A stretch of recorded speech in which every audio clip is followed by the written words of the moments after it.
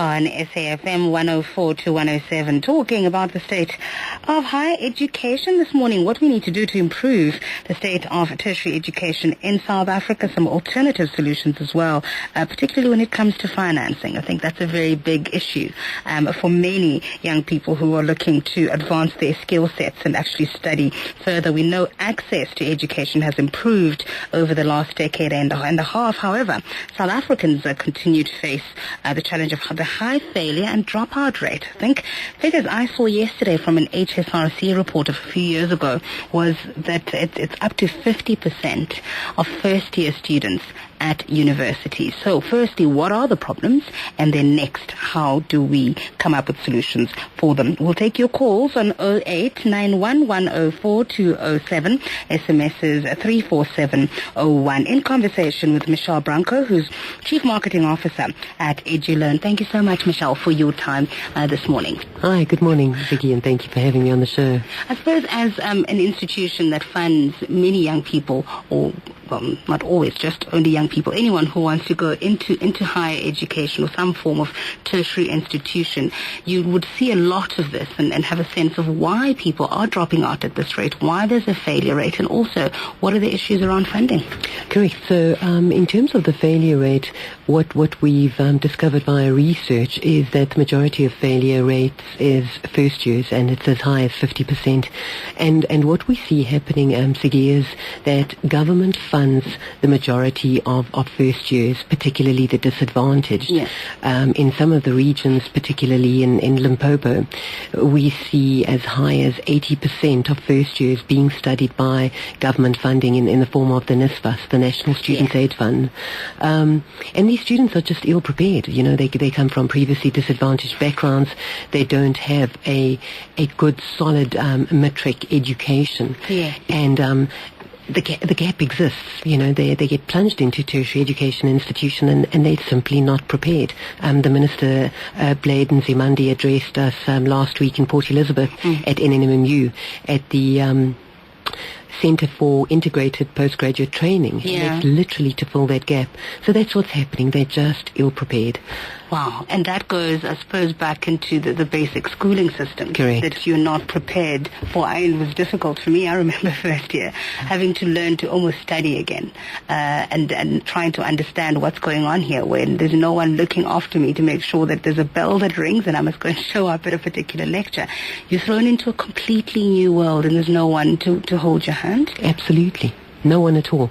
And what happens is that, whilst the pass rates have gone up to the 70th percentile, the bottom line is that they're ill-equipped. But their reports say that they qualify for university. Yeah. And then you have what you typically had a couple of weeks ago at UJ, where you literally have a stampede. Yeah. The demand is larger than the supply, particularly at the universities.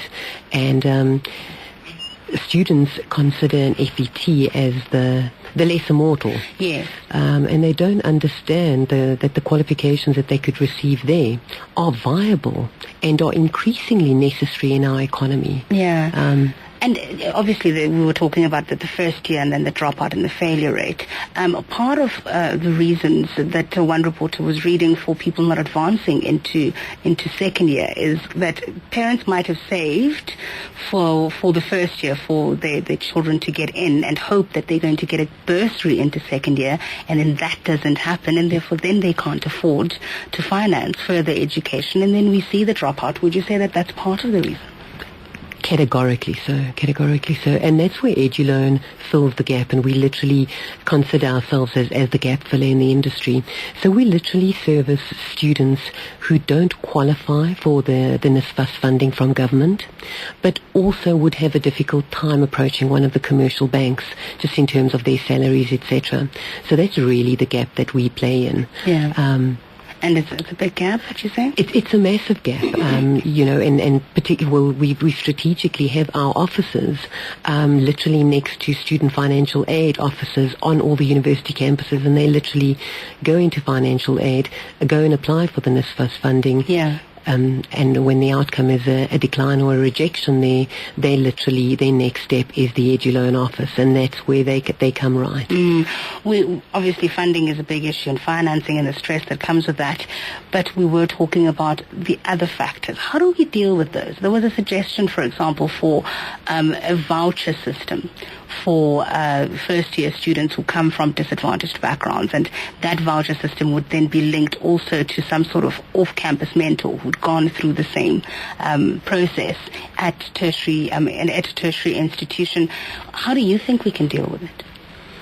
Gosh, that's a tough one, and it's not one I particularly know about. I haven't heard about the voucher system, but in terms of having a mentor off campus, I think it would work particularly well, because those students really are ill-equipped to deal with what happens at that level. You know, they come in and they just basic skills like mathematics. We watched on Carte Blanche 2 weeks ago. Yes, the mathematics, the literacy is just not up to scratch, and the burden is now being pushed onto the higher education institutions, you know, where they now literally having to come up with courses to get the students up to scratch in order to be able to deal with the first year curriculum. We're going to take calls. Let's hear from Janusz in Cape Town. Hi, Janusz. Good morning, Sakia, and good morning to lady. The problem can be solved very easily if we can have such a situation, like usually not in my country, in Poland. When you want to study, you pass your matric, because the lady mentioned that just now this matric is not the same everywhere, which is strange to me, the level of the matric.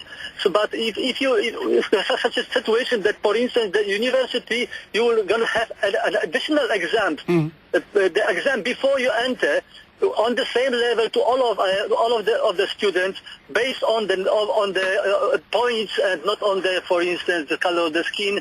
You know, it could be solve the problem. So then we're going to have a situation that, for instance, all of them will be of the equal, the knowledge. All right. So have entry exams across the board is what you said. Everywhere, especially in this, in university, where, for instance, there is a big amount of students applying for the, let's say, for the specific, subjects, or specific, that's right. So then we can reduce this, because we don't want to have a final situation. We don't want to have a situation where, for instance, we're going to have a doctor who will, finish the school and then amputate your leg instead of arms, or some stupid thing. But they should be on the proper education, of course, and at the same level, and have a pre-exam. All right. Thanks, Janusz. Some universities do that, don't they? Have an entry exam for certain faculties. They do indeed for certain faculties. Yeah. But Siggy, the problem remains, regardless of those entrance exams, particularly for those faculties where there are prerequisites. The bottom line is that you matriculate. You matriculate, and it says you matriculate with an exemption. Yes. That means you are entitled to go to university. And you do. You line up outside the doors and you insist on your place.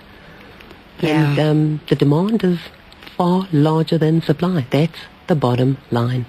And then, as you said, because of this view that a university degree is the best thing ever, and that if you somehow failed, if you go to an FET college, so people will start with university. If they don't get in there, then they'll go to the next tier level. So you feel that this won't solve the problem at the end? No, not at all. I think what we need to do, and what the Department of Education needs to do, and Dr. Nzimande is doing a good job of it at the moment, is start positioning the FETs appropriately and giving them the credibility that they deserve.